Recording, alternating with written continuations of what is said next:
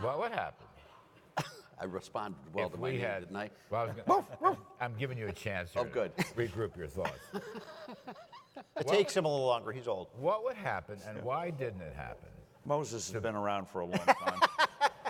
To bring down the personal rates, as Steve Forbes has argued for now on 30 years, I guess. I mean, they gave up on that almost from day one. The reason they gave up on it was because they played the revenue game. The reason they played the revenue game is that even though all of us advised them to ignore these scorecards, they wound up accepting them in large measure, not totally. There's 2.6 scorecard, I think, but they did go with the Joint Tax Committee estimates on a lot of specific provisions. Why did this happen? Why does the Republican Party cater to that? And what kind of rates should we have had in this bill? Let me say the reason I think it caved or didn't cave is the political world has not been settled yet, Larry. You still have all these Trump haters, all this Republican bitterness, nastiness, et cetera. It's very different when we really took care of tax rates. Now, the highest marginal earned income tax rate never went down under Reagan until we got to the 86 Tax Act. Now, by the time we got to the 86 Tax Act in 1984, we defeated Mondale with 49 states to 1. Everyone became a Reagan winner. We had the biggest boom on earth. The 86 Tax Act, if I can just for a second with you, we dropped the highest marginal income tax rate from 50% to 28%. We did it to get all those fat cat richies fatter.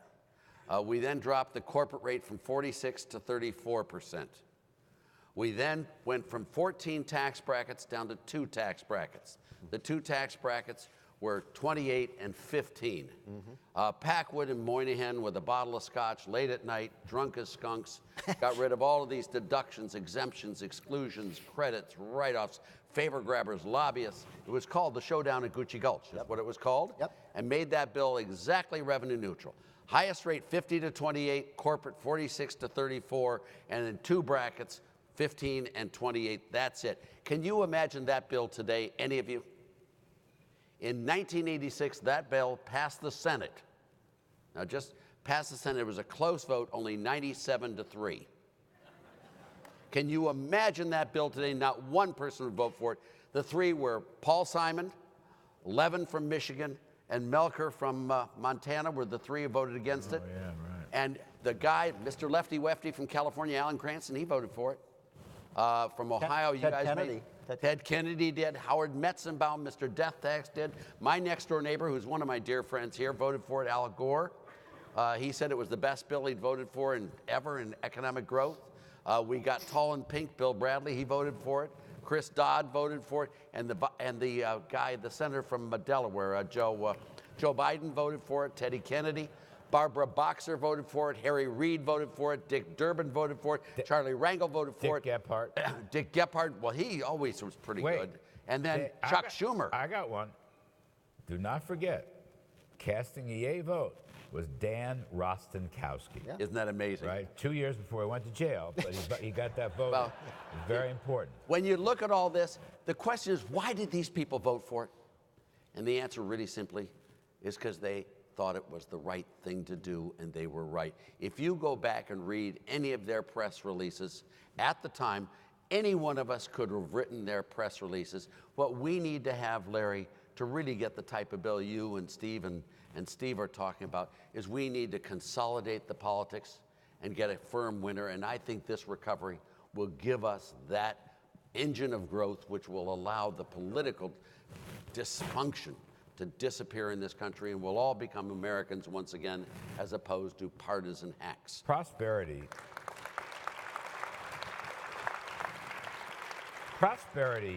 makes people happier. Everything. All right, I just always believe that, always talk about that.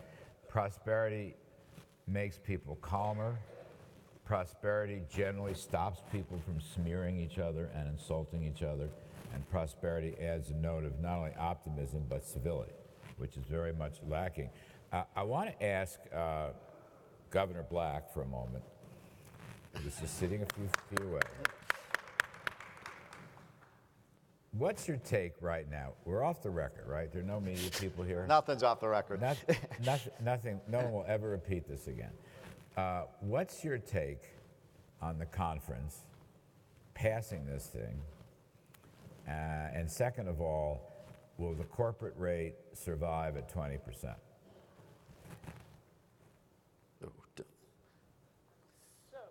You may have to come up here and, Yeah. yeah. You can always duck the question if you want. No, I'm not going to duck it. You can leave it on. You I'm can. not gonna Go ahead. No. I believe that we will have this on the president's desk before Christmas, and we will give the American people a Christmas present. The second piece of that, will the 20% survive? I think it's going to be 20, no higher than 22. We'd like No, to 20. stay. We're not going to take one well, point above 20.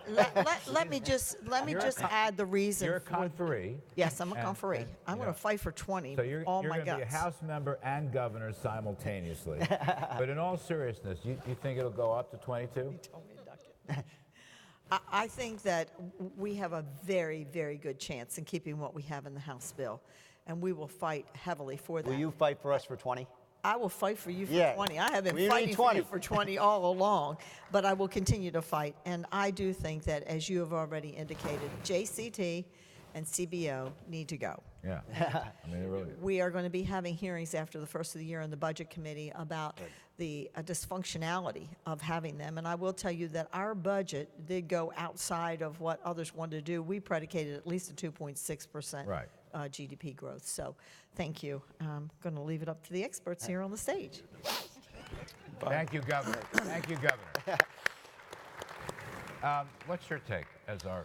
Look, I think this is the single, in my lifetime, I've been in politics for 30 years. These guys have been in it for 100 years. But I'd say there have been three or four major policy victories for us as libertarian conservatives. One was the 1981 Reagan tax cut.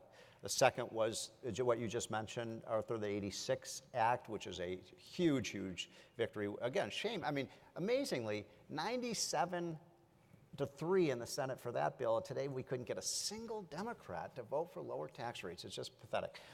The third was the welfare reform bill of 1996, which completely transformed welfare in an incredibly successful way.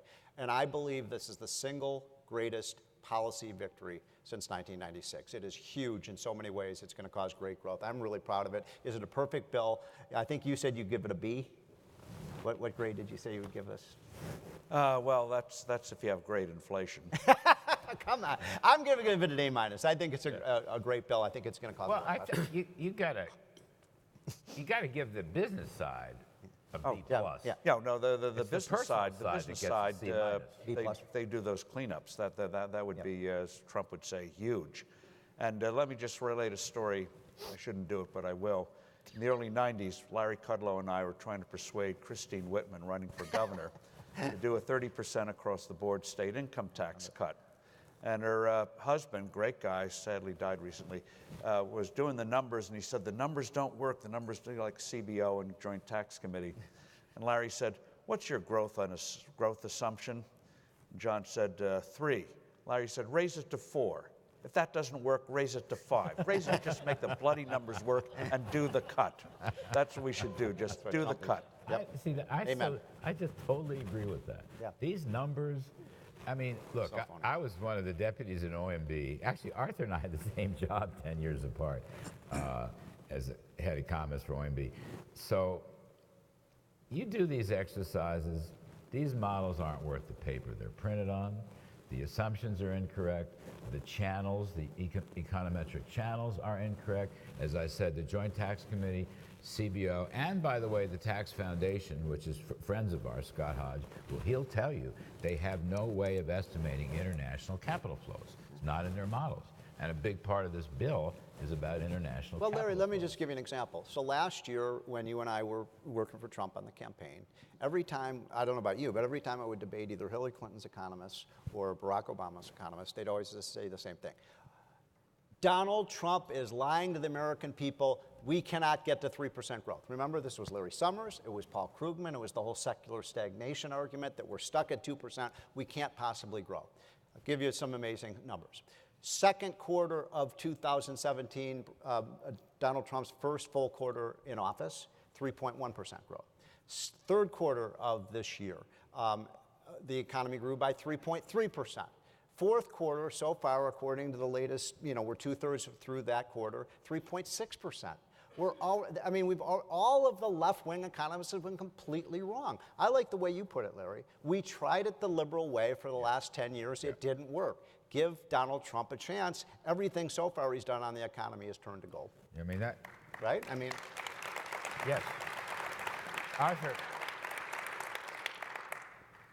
walk us through quickly why this is going to work. A serious question.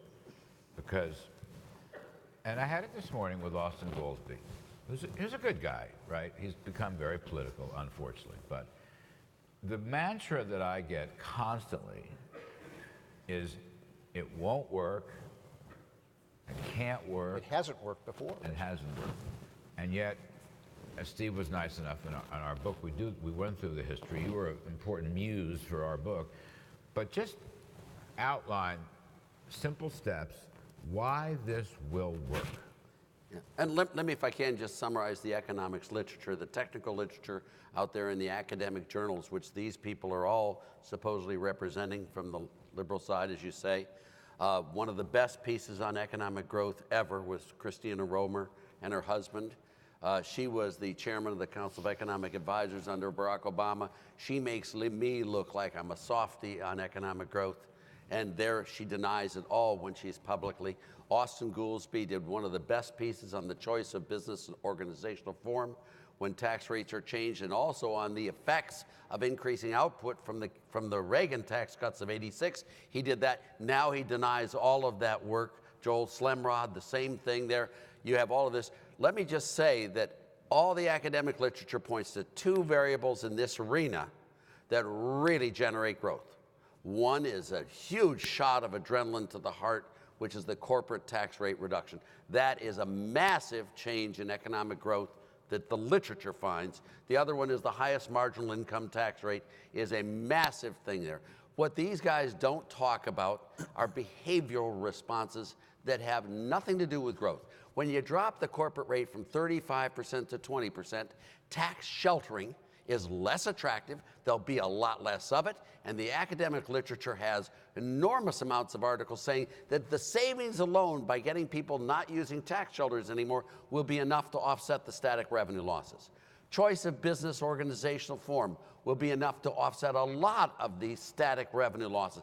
The one that's sort of obvious is tax evasion. Now, Porterba and a bunch of others, a lot of the studies in Israel lately and a couple of the other countries show tax evasion is really a huge issue at high tax rates. When you drop the rate from 35% to 20%, obviously, tax evasion is less attractive. People will do less of it.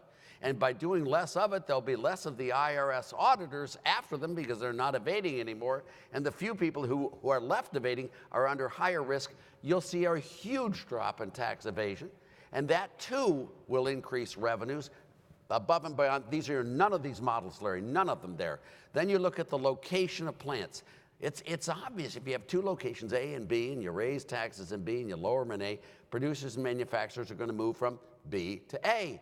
Just changing the corporate rate means that corporate tax location will change from Ireland to the U.S. Inversions will, again, nothing to do with growth. It's just where you decide you want to locate to pay your taxes.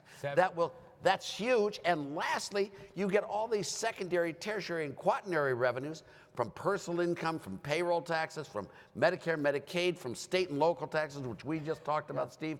581 additional billions of dollars in 2015 alone from the economic growth of Reagan versus Obama. So this will be good for the state. This bill will raise revenues by over a 10-year period by over $1.5 trillion, my model's estimates. From the states. No, from the whole states, country. 500. Yeah. From the whole country will raise the revenues. Have you ever seen a boom period where the deficit is larger? Duh, no. I mean, these guys are my C students, and they couldn't get a job in the regular sector. And that's why they're working at the CBO and the Joint Committee on Taxation, because they couldn't get a real world job. So, as our friend Fred Smith from FedEx, right, arguably Fred. one of the greatest businessmen in the last He says he's 50 going to years. spend. And I just want you and Steve Yaley. Most regrettable. But so, So is Bill Clinton, but anyway. the basic point that Fred Hillary. makes, I want to simplify this because messaging is very important here. Fred says, stop punishing investment. The whole business side of this tax bill is about stopping punishing business investment through lower tax rates and faster depreciation and easier repatriation. Yep. So, Art, it's really sorted out, real simple. This is investment, which we haven't had since the turn of the last century. And investment creates businesses, finances existing business, creates new business. Investment provides more capital per worker, Wages.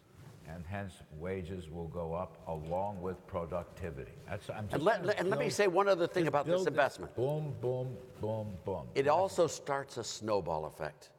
And once you get economic growth going, once this stuff starts working and you start getting this, it builds on itself enormously. The reason our boom was from 1982 through 2000 was this momentum that started. Then everyone started looking for pro-growth agendas. And you have the state and local governments. You have what? After Prop 13, we had 30 states do property tax initiatives and all that. It really has this wildfire effect. So we're in just the beginning stages, Guy, of what I believe will be the next 2 decades will be the greatest periods of economic growth the U.S. has ever seen. And I'm at 77, I'm going to make it to the end of that period. Steve Forbes, in your own inimitable way, you're a great communicator. So I'm going to say, next time you come on radio, I'm going to say, Steve, it's not going to work. It won't work. It can't work. You guys are dreaming, you and Laffer and Kudlow and Moore, a bunch of whacked out guys. It'll never happen. It'll never happen. Why not? Because it'll never happen. That's really what they're giving. So what's your response? Reduce the burden on people, people do more. American people always do more when you get off their backs. One of the things that Trump has done on deregulation, very unglamorous, already the American economy responded. Just leave the economy, i.e. the American people, alone, or not get up each morning as Washington did for 8 years, trying to figure out how to make life more miserable for people in business or wanted to do business. You just pull back and positive things start to happen. So if you say it can't happen, you're saying America can't happen. History shows you're wrong. You know, Steve, let me tell you one just quick story on the way out. I was in Cleveland, Ohio a couple weeks ago, and whenever I go on the road, as you guys do all the time, I always talk to people and business owners, whether it's a Fred Smith of FedEx or the guy who runs the corner grocery store. Well, this gentleman runs an auto repair shop, and he has like 15 mechanics who work for him, and 5 or 6 clerks. So he has about 20 employees. I said, Jimmy, how is business? And he said, Steve, it's almost like a light switch was flicked from off to on November 8, 2016. And he said, since then, I can't handle all the business. And it's exactly the point you're making. Some of this is just psychological, just getting the Obama people out and getting the people who are pro-business. And there's nothing wrong with being pro-business. I mean, pro-business is pro-worker. And I agree with you, Arthur. I think we're at the beginning of a big, big boom if we get this tax cut through. And don't forget the deregulation. One of our great heroes, by the way, I hope we have him at our next meeting, Lisa, is Pruitt, who runs the EPA, done an amazing job of getting the economy moving again. So,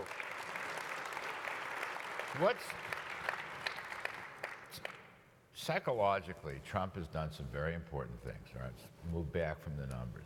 The way I read it, and I think the way business is reading it, and I think the way the stock market is reading it, Trump has ended the war on business. Yes, you put it so well. I mean, that's perfect. key. Trump has ended the war on success.